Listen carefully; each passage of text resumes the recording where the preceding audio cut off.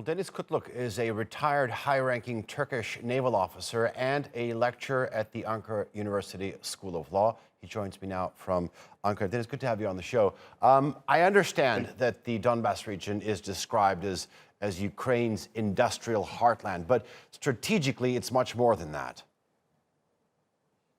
I think the strategy is made of sustainability of operations, which based on economic resources. Therefore, since Donbass provides a lot of raw material together with some specialized type steel for Russian defense economy, therefore they attach great importance for occupying Donbass on the one hand. On the other, of course, they have political reasons why they are putting that much emphasis on capturing remaining portion of Donbass at this moment. There is the likelihood of a scenario where the Russian President Vladimir Putin will not win this war, but it is likely that he will refuse to lose. So how likely is it that that sort of he falls back onto the original claim that Donbass was our primary goal from the very beginning? It was our objective all along. I think when we look at carefully Putin's statement of 24th February, it's underlined that the Donbass remaining unoccupied, uncontrolled by Russian ancestor citizens portion, which is 70% of the Donbass, was the prime objective. But later on the 7th of March, because of this or that reason, Putin extended its military objectives. And currently, they are making a third shift, as I understand, and returning back to Donbass. But that doesn't necessarily mean that the Russians are not going to come with reinforced military capabilities to attack certain portion of the Ukrainian territory as they see fit in the north and south. Deniz, do you think that the subsequent move will be to actually connect the territory that the Russians annexed back in 2014, that I'm talking about the Crimean Peninsula, and if they're able to sort of get control of the region of Donbass, that stretch of land that includes cities like Mariupol and Berdyansk, so to increase the coastline that the Russian Federation has on the Black Sea?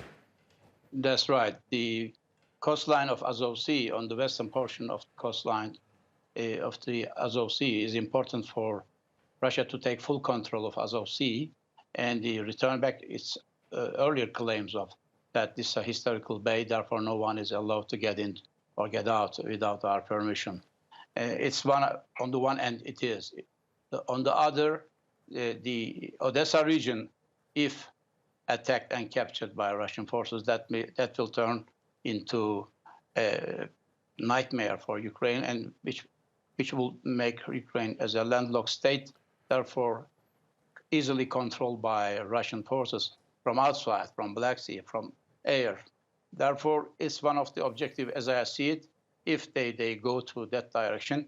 Therefore, all eastern coast up to, not maybe up to eastern part of the Dnieper River, but to some extent, they will ensure that the Donbass, together with Azov Sea, will be controlled by Russians, and other areas they are focusing can be used as a distracting element on their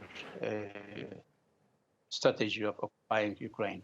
Deniz, finally, I want to ask you. I mean, we have seen some progress on the diplomatic front in terms of finding or inching closer to a ceasefire and possible peace deal. But many Western countries are actually questioning Russia's sincerity in all this.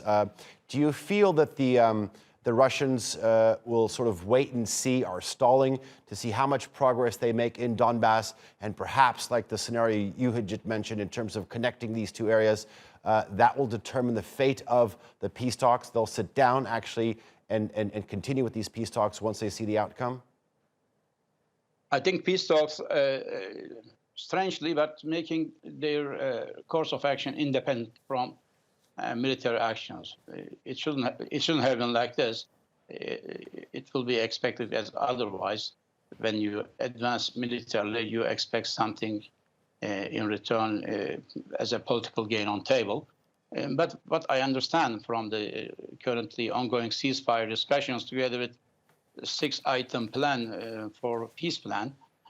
Majority of those important items seems to have been agreed currently.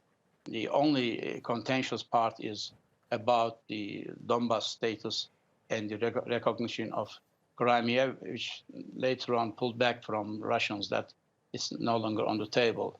Therefore, remaining portion could be well agreed on, and to some extent with polishing here and there, and it's quite flexible position for both sides.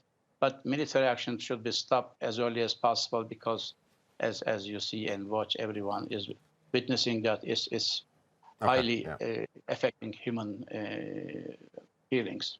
Deniz Kutluk, thank you very much for joining us here on TRT World. I do appreciate it. Thank you.